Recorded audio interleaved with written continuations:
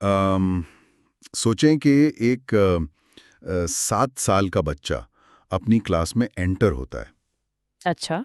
और अपनी टीचर के सामने खड़ा होता है और पूरी कॉन्फिडेंस के साथ सवाल करता है कि हमारी गवर्नमेंट हमारे रिसोर्सेज को ठीक से मैनेज क्यों नहीं कर रही। Oh wow. और अगर पानी खत्म हो गया तो हमारा एक्शन प्लान क्या है।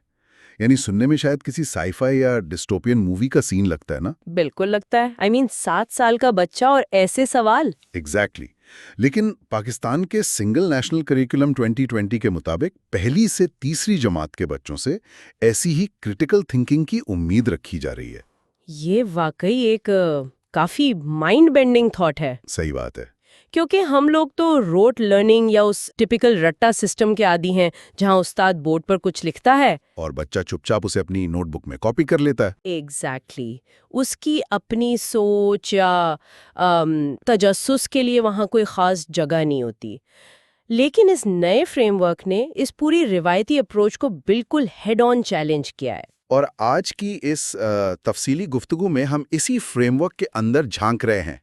राइट। स्पेसिफिक बात करें तो ग्रेड्स 1 से 3 का जो जनरल नॉलेज का सिलेबस है, हम उसकी डिटेल्स को आज अनपैक करेंगे। जो कि काफी अहम है। बिल्कुल। हमारे पास इस करिकुलम की गाइडलाइंस हैं, इसके मकासद हैं और सबसे ज़रूरी बात, क्लासरूम्स में टीचर्स के नए किरदार की पूरी डिस्कशन यहाँ मौजूद है। हाँ, जो कि पूरा एक पैराडाइम शिफ्ट है। सही। तो हमारा मिशन आज ये समझना है कि क्या वाकई इब्तिदाई तालीम को रट्टा लगाने से निकालकर प्रॉब्लम सॉल्विंग की तरफ शिफ्ट किया जा रहा है। राइट। क्योंकि देखा जाए तो ये सिर्फ किताबों की तब्दीली नहीं है, ये आने वाली नस्ल के माइंडसेट्स और उनकी सोशल वैल्यूज़ की फाउंडेशन बनने वाला है। हाँ, और इस फाउंडेशन को समझने के लिए सबसे पहले हमें उस बुनियादी तब्दीली को देखना होगा जो इस करिकुलम की जान है। अच्छा, वो क्या है? देखिए, एसएनसी 2020 में एक बड़ा तारीखी और इंटरेस्टिंग फैसला किया गया है। राइट। पहली जमात से ही इस्लामियात को मुसलमान तलबा के लिए और मजहबी तालीम को अक़लियतों के लिए राइट। उनको एक बिल्कुल अलग मजमून का दर्जा दे दिया गया है। इससे पहले ये सब जनरल नॉलेज के अंदर ही मिक्स होता था। तो वेट, इसका फायदा क्या हुआ एग्जैक्टली? क्या इससे जनरल नॉलेज का सिलेबस थोड़ा अनबर्डन्ड हो गया? प्रिसाइसली। अब जनरल नॉलेज का जो मजमून है वो खालिसतन जनरल साइंस और सोशल स्टडीज के कोर कॉन्सेप्ट्स पर फोकस कर सकता है। अच्छा, जब आपके पास सब्जेक्ट में ऐसी क्लैरिटी होती है ना, तो आप उसको डीप लेवल पर पढ़ा सकते हैं। इसी वजह से इस करिकुलम को इंक्वायरी बेस्ड और स्टूडेंट सेंटर्ड बनाया गया है। ये टर्म बड़ी यूज होती है आजकल। हाँ, और इसका सीधा सा मतलब ये है कि टीचर अब सिर्फ एक इंफॉर्मेशन की मशीन नहीं है जो आएगा और फैक्ट्स डिक्टेट करवा देगा। राइट। टीचर का रोल अब एक फैसिलिटेटर का बन गया है। I actually really like this shift. अगर मैं इसको विजुअलाइज करूं तो पहले का सिस्टम एक जीपीएस की तरह था। जीपीएस? अच्छा, कैसे? यानी turn left, turn right, go straight. बच्चा ब्लाइंडली फॉलो कर रहा है डिवाइस को, उसको खुद रास्ता नहीं पता। हाँ हाँ, बिल्कुल। लेकिन ये नया सिस्टम ऐसा है जैसे आपने बच्चे को एक कंपास पकड़ा दिया है और उसको बेसिक सिखाकर कह दिया है कि अपनी मंजिल खुद ढूंढो। जबरदस्त मिसाल है ये। और ये कंपास वाली अप्रोच प्रैक्टिकली क्लासरूम्स में कैसे नजर आती है? फ्रेमवर्क उसको मैनिपुलेशन ऑफ मटेरियल्स कहता है। Manipulation of materials. यानी चीजों को खुद छूना। एग्जैक्टली। बच्चा एक्चुअल ऑब्जेक्ट्स को छूकर उनके साथ प्रैक्टिकली एक्सपेरिमेंट करके सीखे। राइट। बच्चों की जो नेचुरली एक क्यूरियोसिटी होती है ना, उसको दबाने के बजाय एक स्ट्रक्चर्ड रास्ता दिया जाए। अच्छा, मैं फ्रेमवर्क में ये इंक्वायरी वाली बात पढ़ रहा था और part of me is thinking, क्या ये सच में हकीकत पसंदाना अप्रोच है? किस सेंस में? प्रैक्टिकली सोचें, हम 6 या 7 साल के बच्चों की बात करें। हाँ, फर्स्ट और सेकंड ग्रेड। तो एक भरी हुई क्लासरूम में क्या हम वाकई एक्सपेक्ट कर रहे हैं कि एक 6 साल का बच्चा तहकीक करेगा या लॉजिकली सवालात उठाएगा? ये थोड़ा अनरियलिस्टिक नहीं लगता? देखें, अगर हम तहकीक या इंक्वायरी को यूनिवर्सिटी लेवल की रिसर्च समझ लें तो हाँ, डेफिनेटली अनरियलिस्टिक लगेगा। वही तो। लेकिन अगर चाइल्ड साइकोलॉजी के मुताबिक देखें तो इस उम्र के बच्चे नेचुरली सबसे ज्यादा इंक्विजिटिव होते हैं।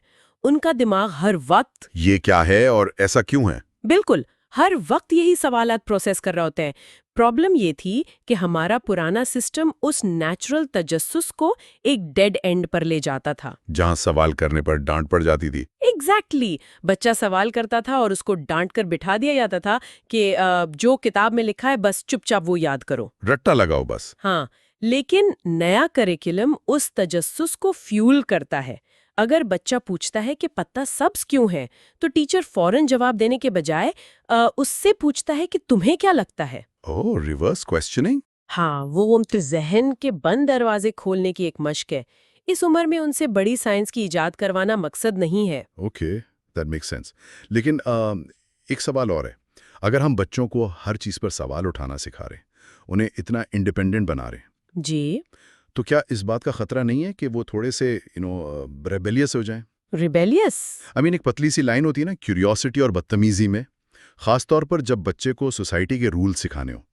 ये क्यों करूं मैं वाली मेंटालिटी ना बन जाए। ये काफी लॉजिकल कंसर्न है और मैं बताती हूँ कि करिकुलम डिजाइनर्स ने इसको कैसे एड्रेस किया है। कैसे?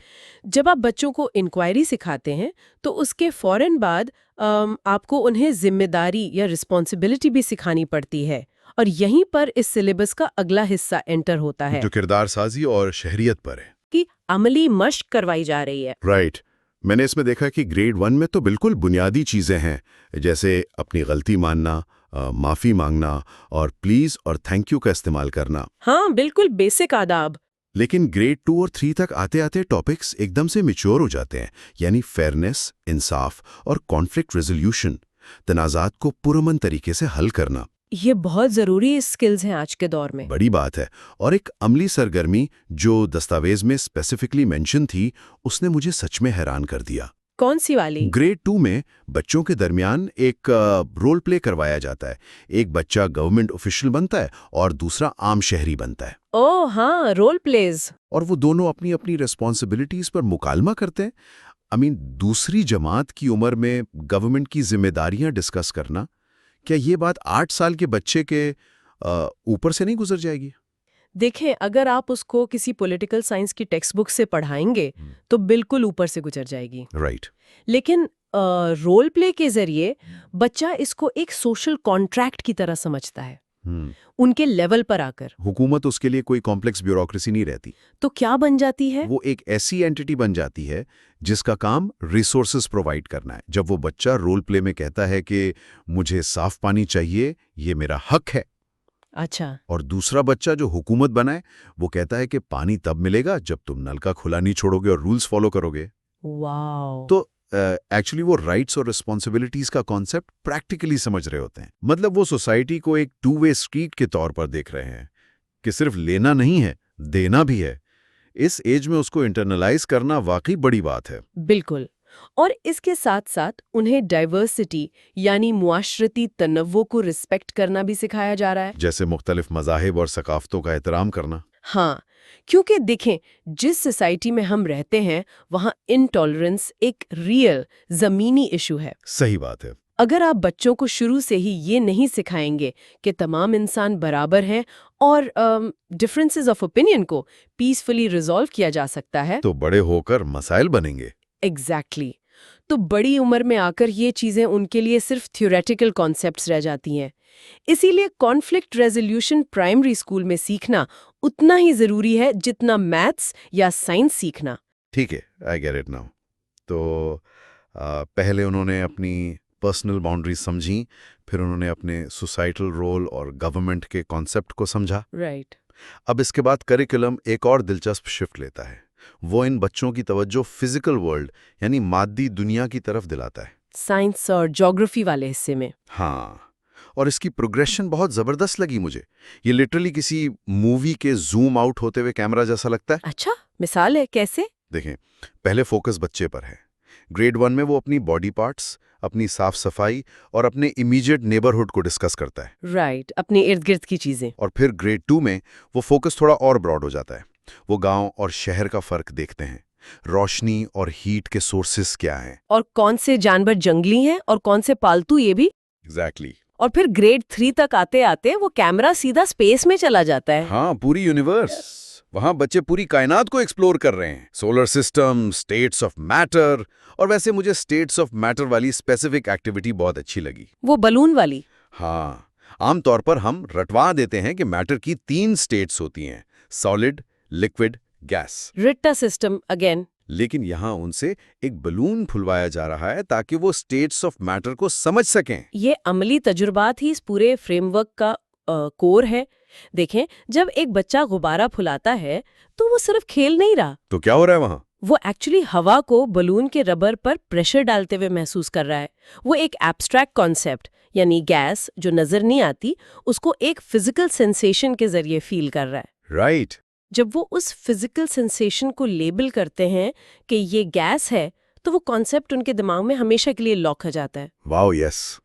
सेम चीज वक्त तो डायरेक्शंस के साथ भी की गई है ना? बिल्कुल। टेक्स्ट बुक से नॉर्थ साउथ ईस्ट वेस्ट याद करवाने के बजाय उनको ग्राउंड में ले जाकर शैडोज के जरिए सिखाया जा रहा है। हाँ, ये बच्चे की कॉग्निटिव मैपिंग के लिए इंतहाई अहम होता है। कैसे? जब बच्चा धूप में एक लकड़ी गाड़ता है और सुबह से दोपहर तक उसके साये को लंबा और छोटा होता देखता है, राइट। तो वो इनडायरेक्टली अर्थ की रोटेशन को ऑब्जर्व कर रहा होता है। वो शैडो की डायरेक्शन से सिमटे सीख रहा है। उसका दिमाग रट्टा लगाने के बजाय डीप कनेक्शंस बना रहा है। Wait, let me stop you there. मैं इन सब टॉपिक्स को जरा एक साथ रखता हूँ। अच्छा। States of matter, solar system, shadows, map reading, life cycles, ये सब ग्रेड 1 से 3 के दरमियान हो रहा है। हाँ, पहली से तीसरी जमात। तो क्या सच में ये बच्चों पर कॉग्निटिव ओवरलोड नहीं होगा? मुझे थोड़ा डर है कि जब आप एक छोटे से बच्चे को इतनी सारी अलग-अलग चीजें पढ़ाने की कोशिश करते हैं तो मालूमात बड़ी सुपरफिशियल सी रह जाती है। यानी सती मालूमात। हाँ, वही ऑल फैन मौला वाली सिचुएशन, मास्टर किसी चीज का नहीं। ये फिक्र बिल्कुल वैलिड है। अगर आप इन टॉपिक्स को अलग अलग डिस्कनेक्टेड चैप्टर्स की तरह पढ़ाएंगे तो डेफिनेटली कॉग्निटिव ओवरलोड होगा, दिमाग पर बोझ पड़ेगा। तो फिर इससे बचने का क्या तरीका निकाला उन्होंने? एसएनसी के फ्रेमवर्क में 2 प्रिंसिपल्स पर बहुत फोकस किया गया है, कोहेरेंट और डेवलपमेंटली अप्रोप्रिएट। इनका आसान लफ्जों में क्या मतलब है? इसका मतलब ये है कि टॉपिक्स आपस में बेरब्त नहीं है। साइंस और ज्योग्राफी एक दूसरे से गुंदे हुए हैं। अच्छा। और दूसरी अहम बात, बच्चे को डायरेक्टली कॉम्प्लेक्स थ्योरीज नहीं पढ़ाई जा रही, हमेशा कॉन्क्रीट से एब्स्ट्रैक्ट की तरफ सफर है। कॉन्क्रीट से एब्स्ट्रैक्ट, मिसाल के तौर पर? मिसाल के तौर पर, पहले बच्चे के हाथ में बलून है जो कॉन्क्रीट है, उसके बाद गैस का कॉन्सेप्ट आता है जो एब्स्ट्रैक्ट है। आई सी। पहले जमीन पर लंबा होता हुआ साया दिखाया जाता है और फिर उसके बाद सोलर सिस्टम में प्लैनेट की मूवमेंट सिखाई जाती है। इस स्कैफोल्डिंग अप्रोच से उनकी दिमाग पर बोझ नहीं पड़ता, बल्कि उनकी लर्निंग स्मूथ हो जाती है। It's like building stepping stones. Exactly, step by step. Makes complete sense. अब जब वो फिजिकल वर्ल्ड और यूनिवर्स को समझ गए तो ये करिकुलम अपने फाइनल और सबसे प्रैक्टिकल हिस्से की तरफ आता है, जो कि माइशियत और माहौलियात है। हाँ, इंसान इन दुनिया के वसाइल को इस्तेमाल कैसे करता है, यानी इकोनॉमिक्स और एनवायरनमेंट। राइट। जब मैंने पहली बार पढ़ा कि 8 साल के बच्चों को मईशत सिखाई जा रही है, मैं पर्सनली थोड़ा सा हैरान हुआ। सच कहूं तो इसमें हैरानी की बात नहीं है।